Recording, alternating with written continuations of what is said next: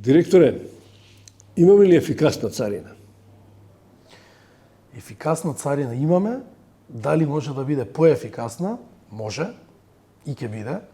Дали може да има помалку корупција? Може и ќе има помалку корупција. Меѓутоа се процеси на кои што јас од прв ден работам заедно со тимот тука, кој што е комбиниран тим, има и прилично искусни луѓе кои што се доста и обучувани во странство и тука во државата, кои што ми помагаат. Од прв ден се залагаме за поголема ефикасност на царина и борба против корупција, меѓутоа процес е долг и процес мачен е, бидејќи знаете дека тоа не е нешто што е тазе. Тоа се некои проблеми кои што се вкоренети повеќе од 3 децении. Така да сега е шансата да направиме некаква зголемување на ефикасноста, борба против корупцијата, меѓутоа како што кажав, процес е, очекувам да трае, меѓутоа ефектите сум убеден дека ќе ги видат на крај граѓаните, особено стопанството кое што работи со увоз, извоз, превоз и слично, кои што имаат директна соработка со царинската управа. Имавте серија заплени и тоа се слушна во јавноста. Дали се тоа инцидентни или решивте тоа да стане на јавна стратегија или активна улога на царината и комуникација со јавноста да знаеме точно што работи царината? Јас сум тука 3 месеци, очекувам до крајот на годината, тогаш е логично од јуни до крај на годината ќе биде цело полугодие, односно 6 месеци како сум тука. Тогаш на крајот годината ќе направиме пресек, ќе споредиме со претходните полугодија и ќе видиме дали имаме де факто зголемен број на заплени или било нешто што е моментално, меѓутоа сериозен фокус јас со тимот ставаме на борба против корупција, што директно во нашиот случај значи заплени. Работиме и по информации од оделението за разузнавање, но и по тековно работење на мобилните тимови и на секторот за контрола и истраги. Дополнително, она што го спомнавте, одлучив дека делот за плените и треба подобро јавно да се комуницираат. Зошто? Знаете дека нашиот народ вели страв лозија чува. Значи, оној што сака нешто да прошверцува, оној што сака да корумпира или да потплати, кога ќе види јавно дека царинската управа е сериозно определена и сериозно се бори против корупцијата, организираниот криминал и шверцот, тогаш голема е веројатноста да се одврати тој од таа идеја.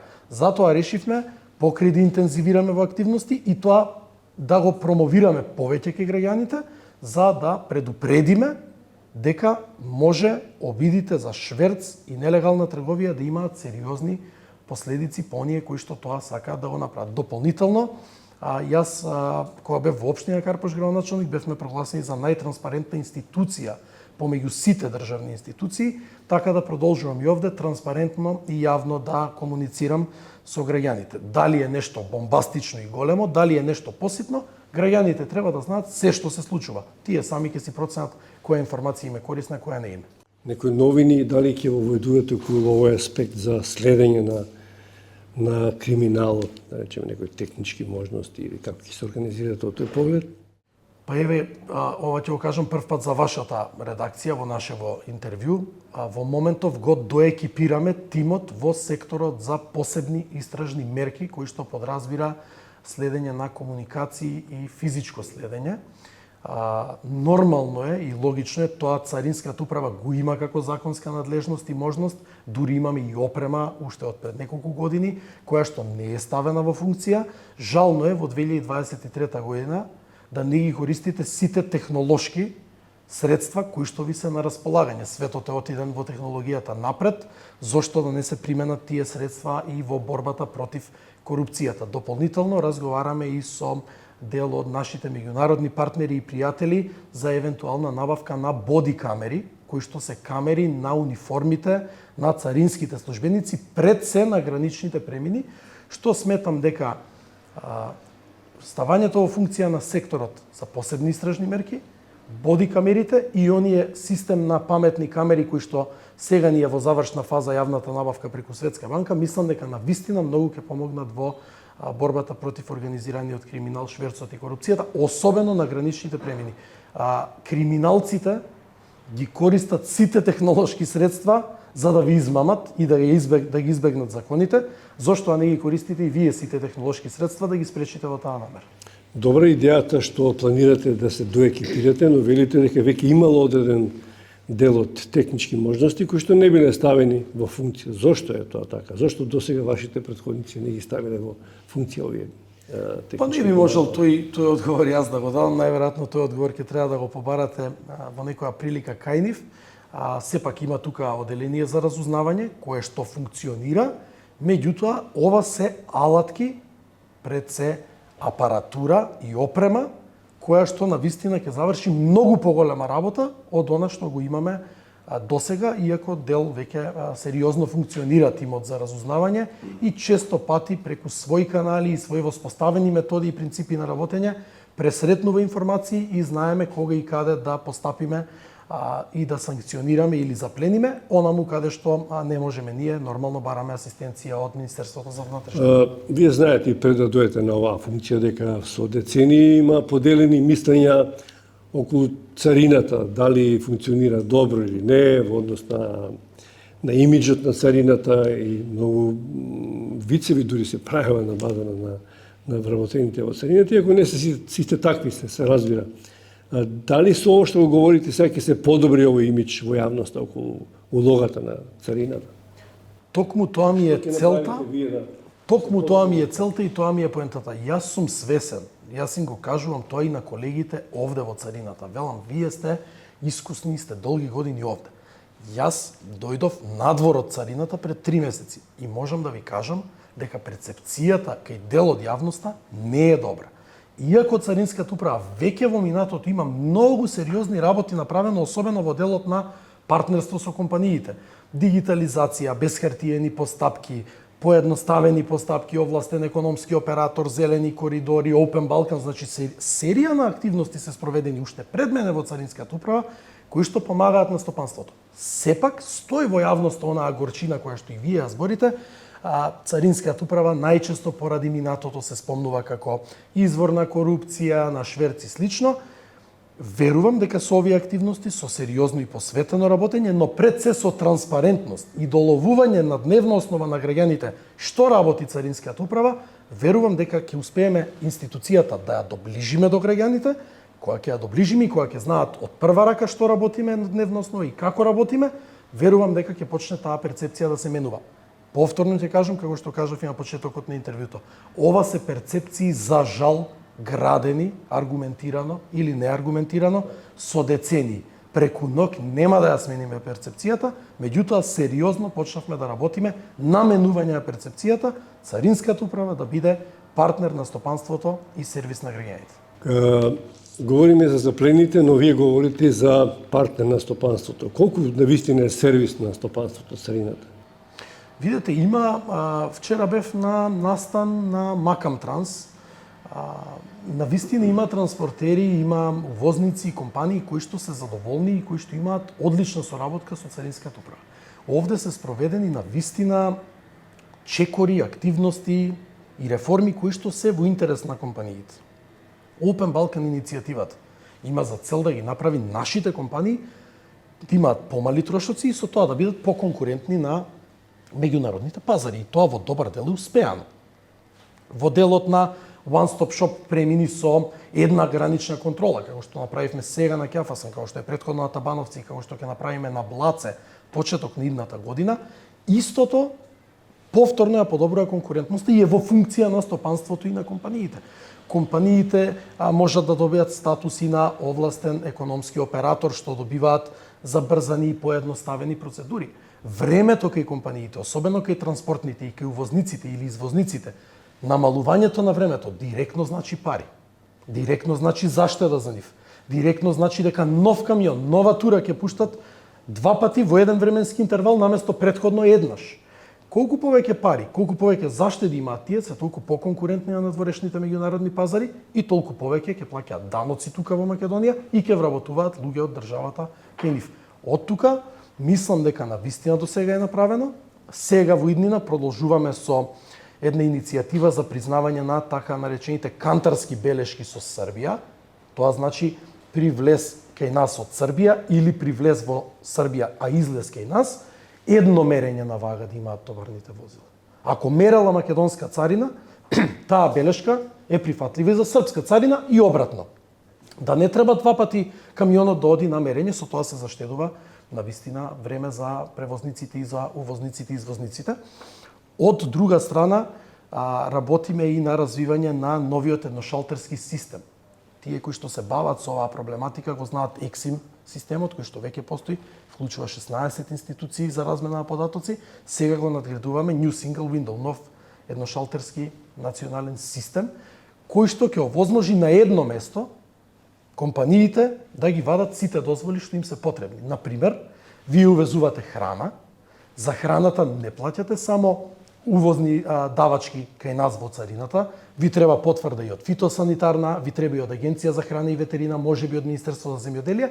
Во овој систем ќе ги добиете сите потврди, откако претходно ќе ги прикачите сите документи. Да не треба вие како увозник или транспортер или шпедитер да одите во сите овие институции по шалтерите да висите и да губите време. Се да добиете овде. Тоа е во фаза на развој. Сега влегуваме, имаме избрано консултанти од Соединетите Американски држави, многу сериозна компанија. Светска банка не поддржува тука. Сега сме во фаза на склопување на тендерската документација, објавуваме тендер за хардвер и софтвер, бидејќи тоа е голема база на податоци. Откако тоа ќе го добиеме, влегуваме во фаза на имплементација и ставање во функција на сето тоа. До крајот на годинава очекуваме да заврши скринингот, освен политички реперкусии што следат, усогласувањето со законодавството на ЕУ е многу важно. Колку царинската управа е усогласена со европските стандарди? Па еве чекаме на извештај од скринингот, поглавието 29 директно се однесува на царинската управа. По тоа што сум јас овде информиран, во добар дел сме точно за процент ќе знаеме од извештајот, меѓутоа во добар дел царинската управа е усогласена со регулативата на Европска унија. Сега го развиваме во моментов NCTS5, тоа е транзитниот систем на царинската управа, кој што во петата негова фаза, следната година кога ќе влезе, комплетно е усогласен со европската регулатива. Тоа значи вие можете да отворите транзитна постапка тука, да ја затворите, да речеме, во Германија горе, во Хамбург, некој од северните градови дури, по целата траса да си имате отворена транзитна постапка, бидејќи истиот систем го користиме и ние со Европската унија, бидејќи сме дел од иста конвенција и го следиме трендот, односно с новите генерации нови систем, како се имплементираат таму, така ги имплементираме и ние. Дополнително, ова што го спомнувам, камерите кои што за брзо заврши тендерот, сега е во фаза жалбена постапка, очекувам да се имплементираат. Камерите со вештачка интелигенција кои што ќе бидат на граничните премини. Овие боди камери за кои што преговарам, ви ги спомнав пред малку. Секторот за посебни истражни мерки, се е тоа усогласување со регулатива на Европската унија. Во зависност од динамиката на другите земји, меѓутоа кога ќе ја земете во предвид ситуацијата со Косово, огромна е веројатноста во даден момент, се надевам 2030 година, македонско-косовската граница да биде граница на Европската унија.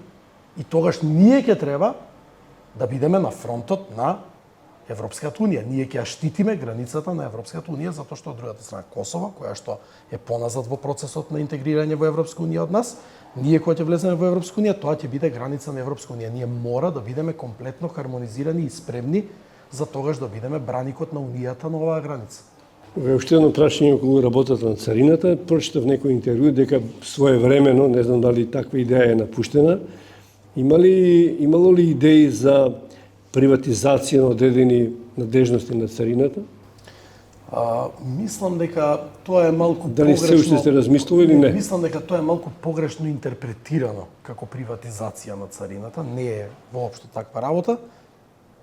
Тука имало дилема и дискусија дали за одредена реформа која што треба да се направи во иднина, а е исто дел од усогласување на регулатива со Европска унија, дали тоа треба да се прави во рамки на царинска управа или треба да се оди со аутсорсинг, што не е нешто ново. Меѓутоа, мислам дека е погрешно кажано во јавноста како приватизација на делот од надлежностите на царинската управа, тоа воопшто не е така. Ајде малку за партијата, вие сте висок функционер таму и следите активностите, генерално политичката ситуација во земјата. Имавте една изјава и ваша изјава за дека е време за обединување и надпартиско и секако. Имаше еден вас колега пратеник слична изјава, но таа најде малку повеќе на реакции во јавноста. За какво обединување сега станува збор генерално? Зашто повикувате? Па видете, што е разликата помеѓу на тема обединување, да кажам, помеѓу СДСМ и ВМРО-ДПМН? Кај нас во СДСМ степенот на демократизација на партијата е прилично висок. Ние го бираме лидерот на партијата, двајца веќе избравме, прво Зоран Заев па Димитар Ковачевски, на непосредни избори секој член оди и гласа и си бира кој да му биде председател на партијата. И во една таква демократска атмосфера во партијата, често пати во СДСМ има различни размислувања. Партијата е огромна, 90.000 членови, има различни размислувања. И често пати тоа се интерпретира од опозицијата во јавноста како фракционерство, поделби, не се обединети и слично. Но на крајот од денот, какви и да ни се идеите, секогаш на крај седнуваме заедно на маса. Ја видовте сликата, Ковачевски со Заев седнати заедно на маса, а колку шпекулации се изнаслушавме во изминатиот период. Од друга страна, знаете во ВМРО-ДПМН поделбите како се решаваат. Го знаете тоа од времето од Панорама, па конгресите во Охрид, па водење делегати на Сред Охридско езеро со уценување ќе гласаш за тој лидер или нема да те вратиме од Сред езеро. Сега повторно гледате, повторно влегуваат во војна Никола Груевски кој што викаше дека Христијан Мицкоски е новиот лидер, реформатор на ВМРО-ДПМН, се е против него. Христијан Мицкоски кој што викаше за Груевски, Никола Груевски, татко на Македонија, колку направил за ВМРО-ДПМН и за Македонија, сега плука по него. Во таа партија интересот финансиски е секогаш на прво место. Ни Христијан Мицкоски не излезе од таа матрица. Го покажа вистинското лице прв пат со Данела Арсовска, сега го покажува повтор пат. Така да овде зборуваме за еден концепт на обединето СДСМ, кое што е нормално, има и ќе има различни идеи и размислувања, но тоа не значи разединетост, и едно ВМРО-ДПМН, кое што во дадени моменти, за жал, на најпримитивен начин се пресметува внатре во партијата. Добро, но во вашата изјава ми се чини имаше една поддржавничка порака обединување на сите политички партии околу идејата за промени на уставот и европската перспектива на Македонија. Точно. И јас се уште стојам на тоа. Ние зборуваме 30 години во држава за обединување. Не сме виделе обединување, освен на спортски надпревар. Македонија освоила 4-то место во кошарка и тука сме сите срекни. Освоила 5-то место во ракомет, сите сме срекни. Фудбал на европско, сите сме обединети, сите сме срекни. Тамара на Евровизија, сите сме обединети, сите сме срекни. Ама дајте за нешто суштински да се обединиме. Има ли подобро место за обединување од темата и од целта 2030 година Македонија полноправна членка на Европска унија? Нема. Зошто? Па Европска унија не е сега ние да збориме овде и да се чувствуваме европејци зашто сме станале членка. Не значи тоа. Ги гледате искуствата на Романија, на Бугарија, на Полска, на Хрватска, на Словенија. Во првите 5 години од нивното членство во Европска унија, експоненцијален раст на странските директни инвестиции. Во првите 5 години од нивното членство во Европска унија, преполовување на невработеноста во нивните држави. Тоа значи странски компании отвараат работни места во нивните држави, со добро платени работни места, економијата расте, невработеноста паѓа. Зошто тоа да не се случи во Македонија? Зошто да не се случи и тука сега имаме шанса, коцките ни се поклопени геостратешки, поради случувањата војната во Украина, поклопена е ситуацијата да на Унијата и треба за цврстување и проширување. Тоа го кажуваат сите челници на Унијата. Зошто да не искористиме обединети оваа шанса? Богоев, тоа е самиот рековте барање на граѓаните со децении. И сега кога говорите тоа држи, меѓутоа звучи како во облаци, тоа како да упатуваме општа порака до граѓаните. Кога говорите вака, треба да знаете со кого ќе се обедините, бидејќи станува збор на лидери на партии и на идеологии. Своевремено прв пат кога Заев понуди коалицирање, тие не го сватија сериозно и рече, но со Мицкоски тешко се коалицира. Сега и Мицкоски се уште на власт. Значи, или треба да стане некоја смена во партијата, што ќе дојде човек спремен за коалицирање, или упатувате порака до пратениците. Значи, таа мора да е конкретна порака, бидејќи граѓаните велат, па зошто еднаш овие не се обединат? Пораката испратена до Мицкоски беше и конкретно и директно до него и до лидерството на ВМРО ДПМН испратена со избори кои што ги бараат да се организираат, со влада заедничка отстапуваме 5 места, дуи да не бил во влада, дуи вика излегувам од влада, Алијанса вика јас ќе излезам да не ви сметам, еве влезете. Значи таму не беше само флоскула, ајде Мицкоски, ајде ДПМН, дојдете да се обединиме. Беше со конкретни чекори како. Само гласајте за уставни измени за да го откочиме патот кон Европската унија кон полноправно членство. Го одбија тоа барање. Нормално и логично барањето се уште стои, ние од тоа не отстапуваме, понудата е на маса, меѓутоа сега и јас и партијата се обраќаме пред се до поединци и пред се до пратеници од ВМРО ДПМН. Ако тие гледаат дека нивниот лидер и лидерство поради лични, во најчест случај лукративни причини, стојат на страна од клучните државнички процеси, тогаш тие пратеници имаат обврска не кон тој лидер на партија што ги ставил на листата кандидатска, туку кон тие граѓани што ги заокружиле на изборите и гласале за нив. А вие сами кажавте, тие граѓани недвосмислено бараат да бидеме членка на Европска унија. Пратениците треба да го следат интересот на граѓаните и на државата. Знам дека се ова затворени листи и зависиш од милоста на лидерот, ако си погоре на листата. Ама прво ќе бидат заборавени тие пратеници. Тие самиот лидер ќе ги шкртне, тие веќе нема да бидат. Кандидат за пратеник, градоначалник, министер, директор, кандидат сте на политичката партија. Кога ќе ве изберат на позицијата, вие сте пратеник во случајов на сите, пратеник во собранието. Да, вие сте пратеничка група на ВМРО ДПМН.